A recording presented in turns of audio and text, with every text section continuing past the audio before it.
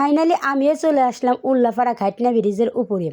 আসসালামু আলাইকুম, আমি সীমা বেলকুচির মেয়ে। আজকে হাজব্যান্ডকে নিয়ে বেরিয়ে পড়লাম শাহজাহানপুর ঘাটিনা ব্রিজের উপরে। অনেকে আমাকে বলছিলেন যে সীমা আপু, আপনার হাজব্যান্ড আসার পরে এগুলো বন্ধ হয়ে যাবে।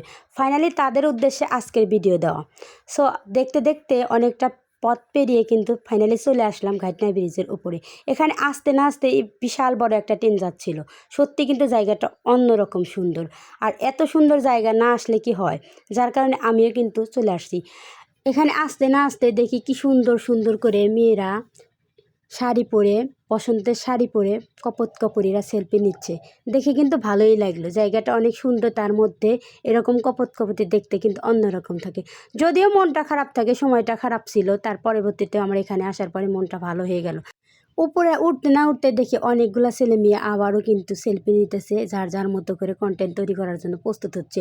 আসলে প্রত্যেকটা মানুষের দরকার, যদি হাজারো মন খারাপ থাকে, একটু ট্যুরে গিয়ে তার মনটাকে পরিবর্তন করে আসা অবশ্যই আমাদের শরীর স্বাস্থ্যের জন্য ভালো।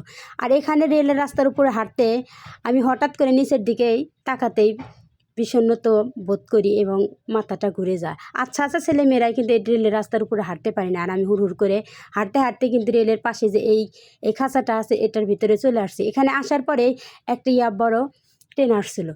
ট্রেন আসার পরে এত ঝাঁকুনি, একটু প্রথমত ভয়ই লাগছিলো, বাট তার পরবর্তীতে ট্রেনটাকে অমনিতেই ভিডিও করা হয়েছে। যেহেতু রমজান মাস, এদিক সেদিক কিছু ভিডিও নিলাম, সেলফি নিলাম, সুন্দর জায়গায় একটু ঘোরাফেরা করায় বেশিক্ষণ আর দেরি না করে বাড়ির দিকে রওনা হলাম। কারণ রমজান মাস যেহেতু রোজা ছিলাম, আর রেলের রাস্তার উপরে একটা কন্টেন্ট তৈরি করে বাড়ির দিকে রওনা হলাম। আজকের ভিডিও পর্যন্ত।